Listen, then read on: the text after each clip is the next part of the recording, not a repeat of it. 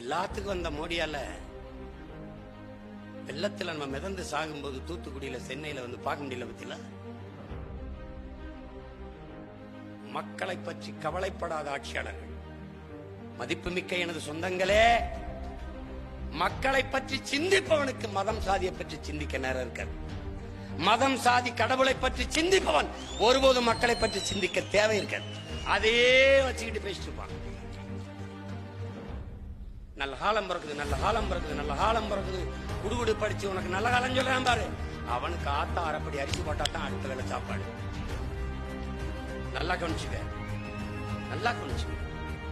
நல்ல காலம் பிறக்கணும். ஏற பூட்டி நிலத்துல உழுகிறவன் எவனோ அவனே உன்னுடைய இறைவன், அவனே உன்னுடைய கடவுள்.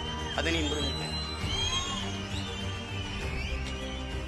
செல்போன் வச்சிருக்க, அலைபேசி, உலகத்தை உள்ளங்கையில் கொண்டு வந்து விட்டார்கள்.